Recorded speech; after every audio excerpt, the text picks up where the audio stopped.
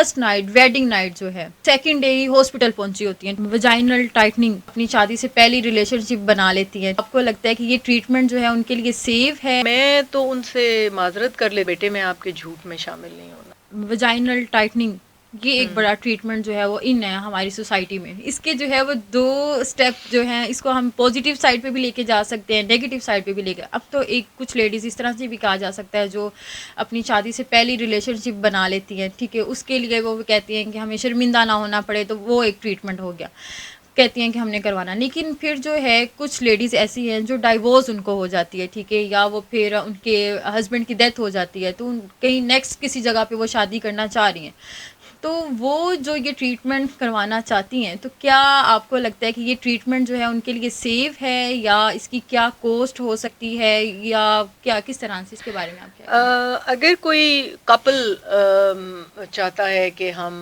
Sexual player को maintain रखें और फिर मल्टीपल नॉर्मल डिलीवरीज की वजह से कुछ वो हो गई है, लूजनिंग हो गई है, तो यस आई डू इट, मैं खुद करती हूँ और मैं कर देती हूँ उनका।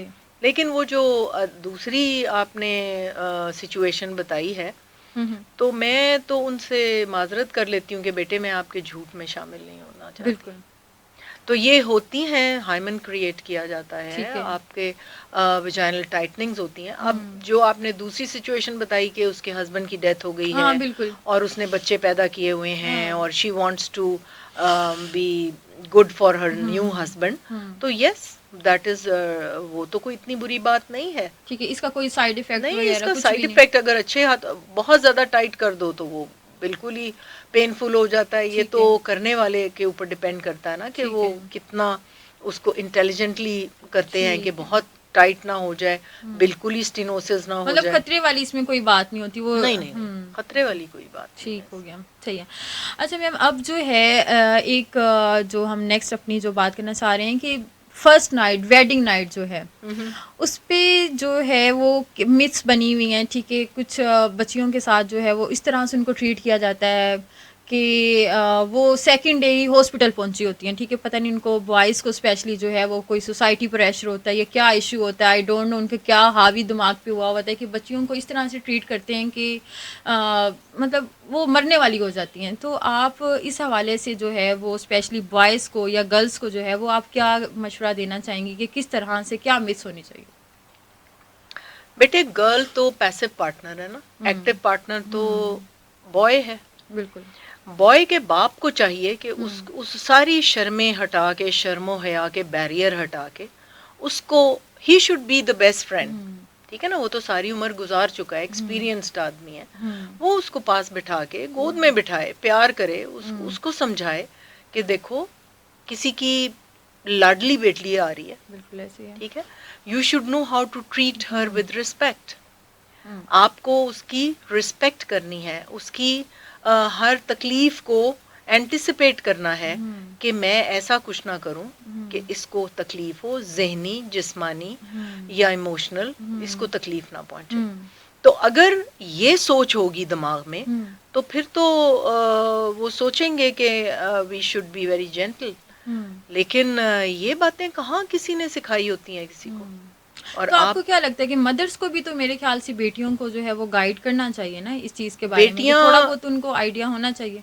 क्या गाइड करेंगी बेटियों को? अच्छा, हाँ, उनको बताना जरूर चाहिए कि what is going to happen, लेकिन देखें एक्टिव पार्टनर को ही चाहिए ना कि वो जेंटल रहे। सेकेंडली आपको मैं क्या बताऊं कि हमारे पास इमरजेंसीज कैसे आती हैं, टोन होती हैं लड़कियां, ब्लीड कर करके हम 6-6 बोतलें उनको खून की लगाते हैं। अच्छा, तो ये तो बड़ा नाइंसाफी है।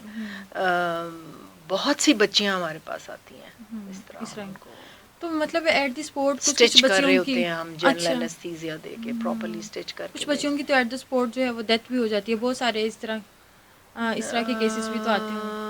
नहीं, डेथ यूजुअली नहीं होती, क्योंकि ब्लीड की वजह से, ब्लीडिंग थोड़ी सी वो क्लॉटिंग की वजह से थोड़ी सी क्लोज भी हो ऐसा जाती क्या है। मतलब कि जिनसी तशद्दुद मतलब कि किया जाता है कि वो बच्चियां इतनी जो है निढाल हालत में जो है वो हॉस्पिटल पहुंच रही हैं और ट्रीटमेंट करवाया जा रहा है? देखिए वो तो एक पैसिव पाथवे है ना, वो तो जब रूटीन में वहाँ से बच्चा डिलीवर होगा या बार बार इंटरकोर्स होगा तो तभी वो डायलेट होगा ना। ठीक है। आप बहुत ज़्यादा अगर जानवरों की तरह फोर्सफुली कुछ कर रहे हैं फर्स्ट टाइम पे तो वो तो टीयर ही होगा ना सब कुछ। बिल्कुल ऐसे ही। तो इसलिए ये जेंटल होना पड़ेगा बच्चों को। फिर आप ये देखें कि अगर उसके मल्टीपल पार्टनर्स हैं और वो प्रोस्टिट्यूट्स के पास जाता है तो वो अच्छा। सारी की सारी इन्फेक्शन बच्ची अपनी नई नवेली दुल्हन को ट्रांसमिट कर देगा और वो बेचारी हमारे पास हर वक्त आती रहेगी कि जी मेरा तो फाउल स्मेलिंग डिस्चार्ज ही नहीं ख़त्म होता। अच्छा।